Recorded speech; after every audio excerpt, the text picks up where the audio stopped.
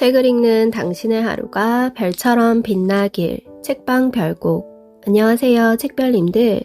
오늘 여러분들께 읽어드릴 책은 마흔에 혼자 읽는 주역 인문학입니다. 저자 김승호, 출판사 다산북스. 시작하기 전 구독과 좋아요 그리고 슈퍼땡스를 눌러주신 모든 구독자님 분들께 행운이 눈덩이처럼 굴러들어오길 바랍니다. 그럼 시작할게요.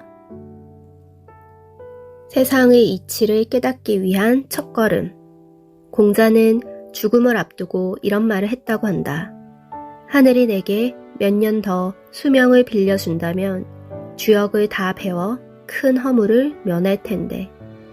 공자가 평생 동안 주역을 옆에 두고 가죽끈이 3번 끊어지도록 읽었다 하는 이야기는 널리 알려져 있다. 공자가 그토록 주역에 매달린 이유는 무엇일까? 그것은 주역에 우주 대자연의 섭리가 모두 망라되어 있기 때문일 것이다. 실제로 주역을 살펴보면 천문, 지리, 사회, 문화 등 수많은 것을 아우른다는 것을 알 수 있다. 공자가 주역을 만난 것은 50세에 이르러서였다. 그동안 공자는 세상의 수많은 것을 이미 터득했지만 천지의 이치를 찾으며 그 근원이 무엇인지를 끊임없이 알고자 했다. 그래서 그는 삶에 대해서 이렇게 말했다. 아침에 도를 깨달으면 저녁에 죽어도 좋다. 삶의 목적이 오로지 깨달음에 있었던 것이다. 그런데 주역은 만물의 근원을 밝힘으로써 깨달음에 이르게 하고 또한 깨달음을 응용해 인생에 적용함으로써 깨달음 이후에 살아가는 방법까지 밝히고 있다. 공자가 그토록 주역을 좋아했던 데에는 그만한 이유가 있었던 것이다. 과학자 알버트 아인슈타인 역시 주역을 좋아했다. 아인슈타인은 주역이 에센스 중에 에센스라고 말하기도 했으며 말년에 이르러서는 머리맡에 항상 주역을 놔두었다고 한다. 공자를 비롯해 아인슈타인이나 칼 융과 같은 수많은 학자들이 주역을 통해 세상의 거대한 섭리를 찾고자 했다.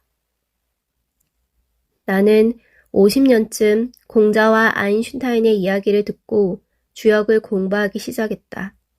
긴 시간 동안 주역을 공부했지만 만약 인생을 다시 살 기회가 생긴다면 역시 주역을 평생 공부할 것이다. 공자와 아인슈타인이 그토록 좋아한 주역을 내가 오늘날의 언어로 다시 해석하게 된 것에 대해서 무한한 보람을 느낀다. 나는 오늘날을 살아가는 모든 사람에게 주역이 반드시 필요하다는 것을 밝히고자 이 책을 쓰게 되었다. 그래서 감히 말한다. 주역이 아니면 인생의 넓은 섭리를 다 이해할 수 없다고. 원래 주역은 한문으로 되어 있어서 현대인이 이해하는 데 애를 먹는다. 더군다나 주역은 중국인조차 알기 힘든 고대의 한문으로 쓰여 있다.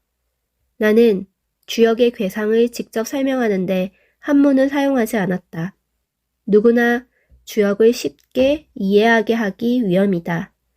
나는 독자들이 이 한 권의 책으로 주역이 무엇인지 확연히 알게 될 것이라고 굳게 믿는다. 부디 주역의 섭리를 인생에 적용하여 더 많은 것을 성취하기를 기원한다. 최고의 지혜에 도달하는 길을 찾다. 인류의 먼 조상은 일찍이 850만 년 전에 출현했다. 이후 인류는 진화를 거듭하면서 차츰 자연의 도전을 물리쳤고 15만 년 전에 이르러서는 만물의 영장으로 확실히 자리매김하게 되었다. 이는 인류가 다른 동물과 달리 직립보행을 하며 손을 자유롭게 사용하고 이로 인해 두뇌가 발달함으로써 얻어진 결과다. 자연계에는 이제 인류에 필적할 존재가 없게 되었다.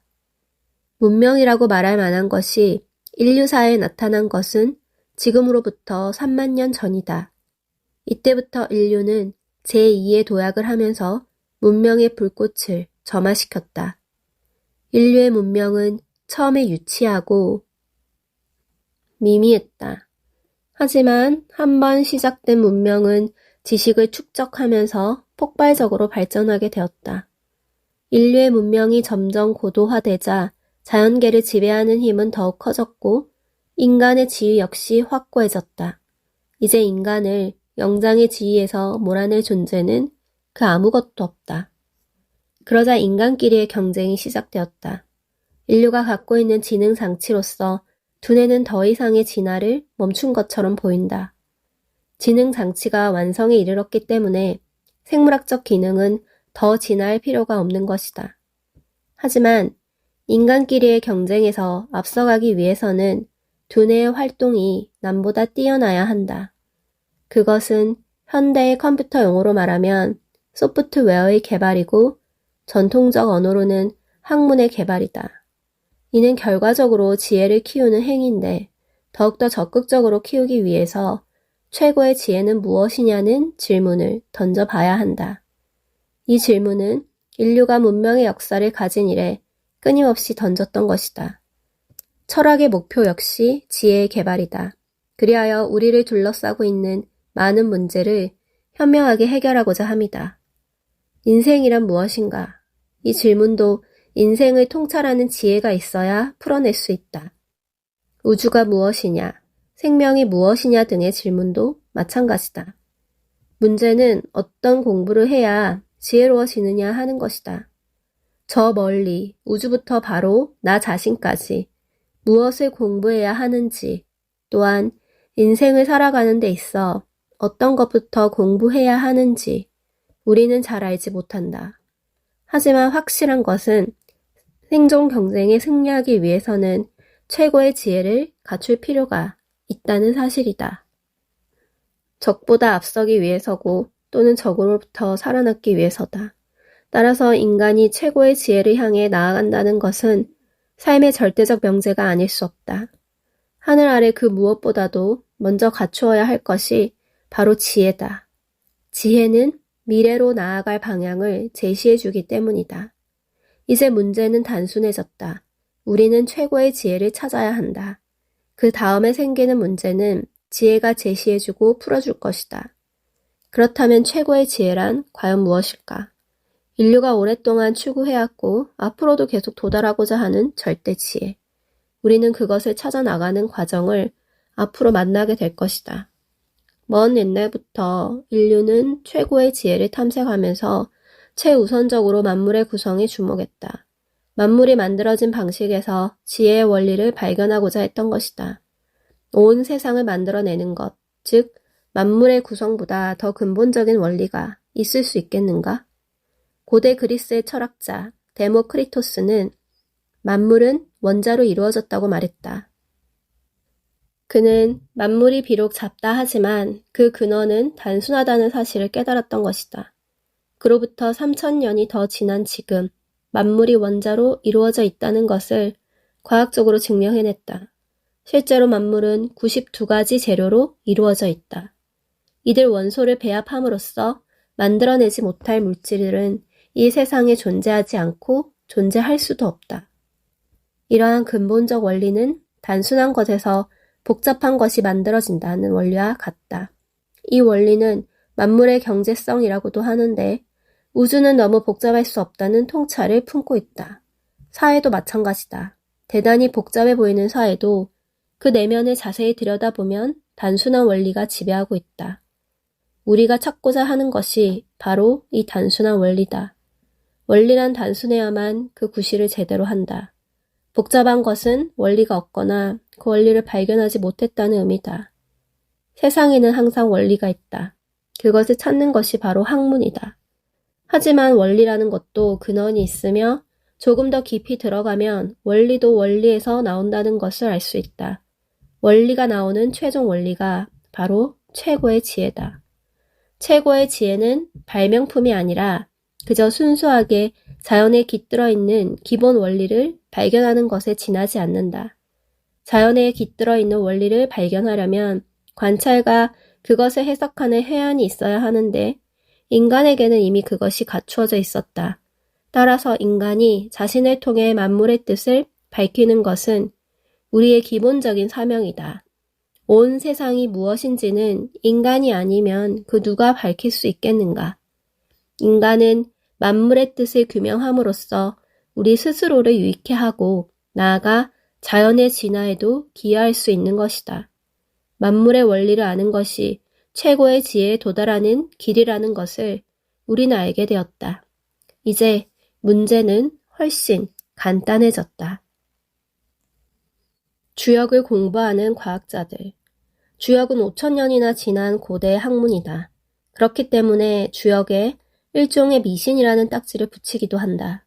하기야 근세에 이르기까지 수많은 이론들이 오류로 밝혀졌기 때문에 그토록 오래된 학문이 합리적일 리가 없다고 생각을 할 수도 있다. 우리 인류는 얼마나 많은 오류를 범했던가. 콜럼버스가 항해하기 전까지는 지구가 둥근지조차 몰랐다.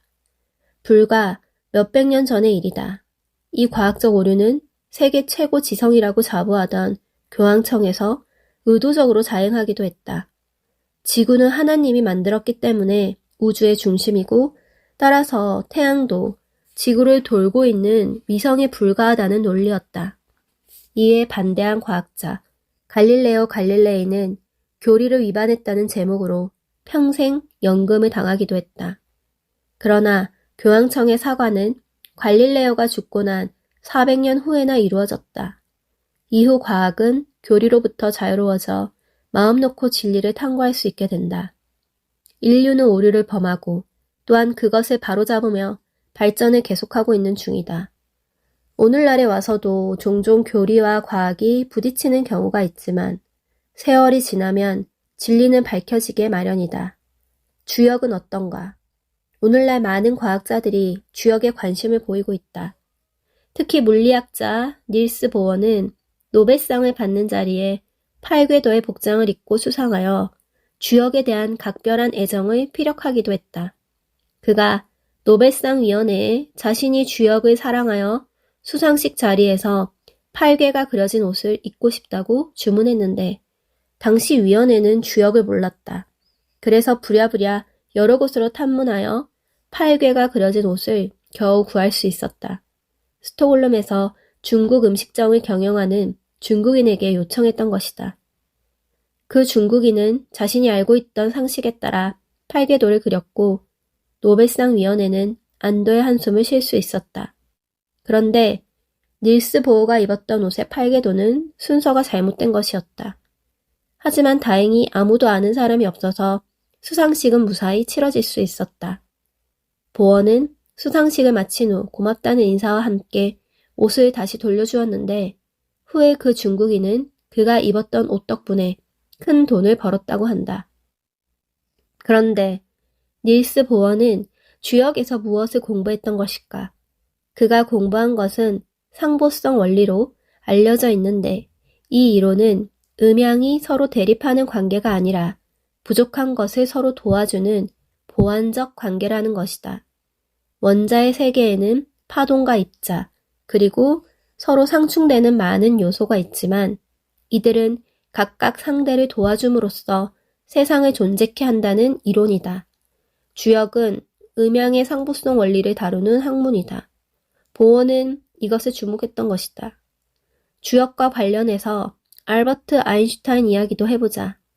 원자의 구조를 보면 핵과 전자로 되어 있는데 핵은 플러스 전기를 띠고 있고 그 주위를 도는 전자는 마이너스 전기를 띠고 있다.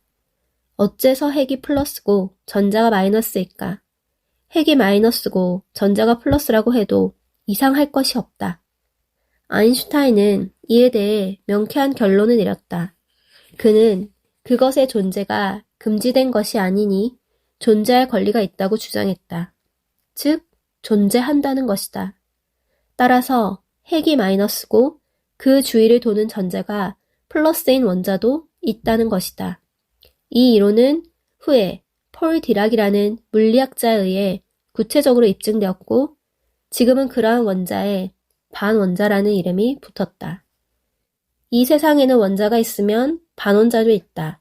이는 앞서 살펴본 것처럼 양이 있으면 반드시 음도 있다는 자연 평등의 원리인 것이다.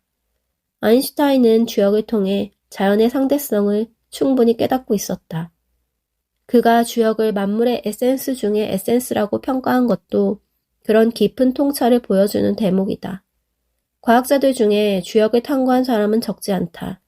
세계적 정신분석학자 칼 융은 그의 정신의학 세계를 탐구함에 있어 주역을 길잡이로 삼았으며 그가 만든 칼 융 주역 연구소는 오늘날 세계 최고의 주역 연구소로 자리매김하고 있다.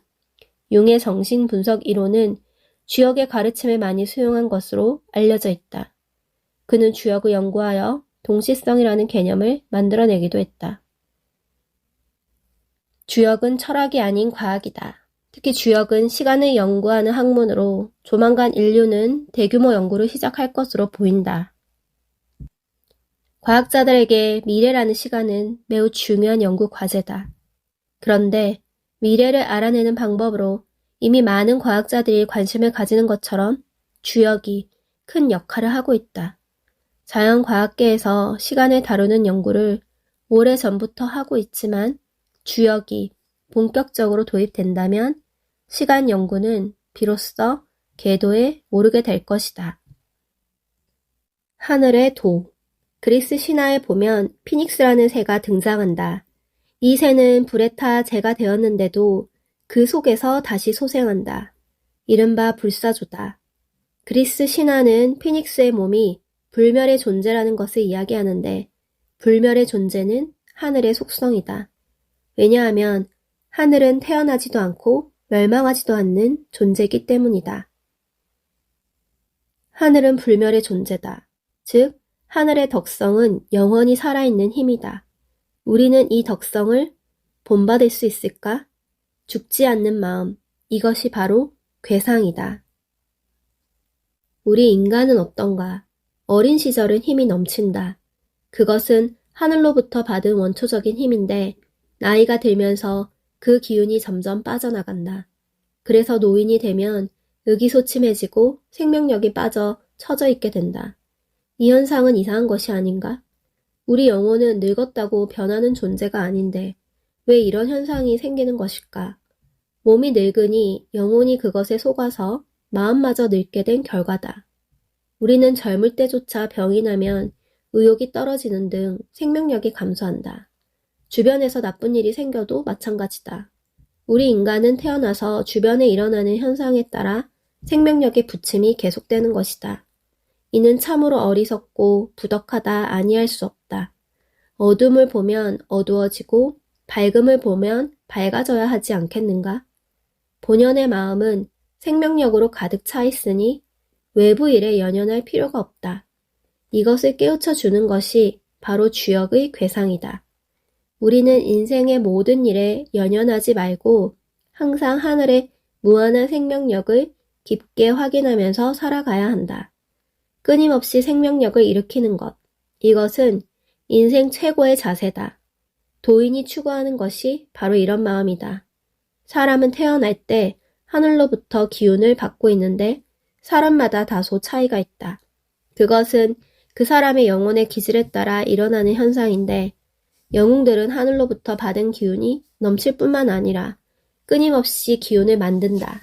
그러나 소인배들은 각종 이유를 들어 스스로의 기운을 꺾어가며 산다. 주역 공부를 통해 천지의 뜻을 알아가는 것은 당연하지만 그보다 먼저 할 일은 하늘로부터 받은 기운을 스스로 크게 일으키는 것이다. 공자는 주역의 괴상을 설명하면서 군자의 길을 가르쳤다. 군자는 스스로 힘쓰고 쉬지 않는다. 이는 스스로 보강하면서 영원히 끝내지 말아야 한다는 뜻이다. 생명력이 넘치는 사람은 반드시 크게 성취할 것이며 남도 사랑할 수 있다. 반면 하늘의 기운을 키우지 못해 환경에 따라 이리저리 변하는 사람은 공연히 남을 미워하고 성취하는 바도 적다. 하늘은 스스로 돕는 자를 돕는다는 말이 있는데 이는 스스로 일으키라는 뜻이다.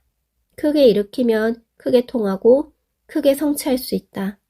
하늘의 힘이란 넘치면 온 우주를 창조할 수 있고 한 인간이 하늘의 기운을 본받으면 그 무엇도 이루지 못할 것이 없다. 우리는 항상 하늘의 기운과 함께 해야 하는데 이는 하늘에 빌라는 것이 아니라 스스로 하늘의 기운을 받아내라는 뜻이다. 빼앗아 온다고 해도 좋고 스스로 일으켜 세운다고 해도 좋다. 맹자는 일찍이 부동심을 이야기했는데 이는 하늘의 기운과 항상 일치하여 흔들림이 없다는 뜻이다. 어렸을 때는 천진난만하고 의욕이 넘쳤다. 그러나 살아가면서 마음이 오염되고 공연히 세속일에 마음이 현혹되어 점점 시들게 되었다. 늙음이란 육체가 늙어가는 것일 뿐 영혼은 늙지 않는 법이다. 다만 문제는 영혼 속에 내재된 하늘의 기운을 잊어버리고 육체에 휩쓸리는 것이다. 본래 가지고 있는 무한한 힘을 항상 확인하면서 살아가야 하는데 명상이나 수도는 바로 자기 확인의 과정이다.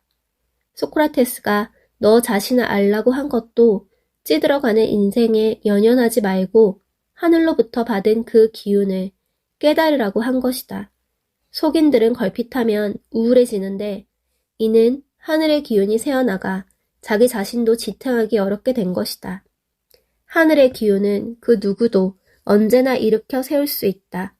몸이 늙어가는 것은 어쩔 수 없다 하더라도 마음의 늙음은 적극 경계해야 하는 것이다. 오히려 나이 들어갈수록 마음의 생명력을 더 키워나갈 수도 있는 법이다. 하늘의 기운은 모든 가치를 넘어선다. 몸이 살아있는 동안 영혼의 기운을 한없이 키워야 할 것이다. 하늘은 영원하기에 우리도 이 기운과 합일하여 영원한 존재가 되어야 한다. 이것이 주역에서 배울 제1의 덕목인 것이다. 여기까지 오디오북 잘 들으셨나요? 더 자세한 내용은 책을 구매해서 읽어보시기 바랍니다. 그럼 편안한 저녁 보내시고 다음 영상으로 만나요. 들어주셔서 감사합니다.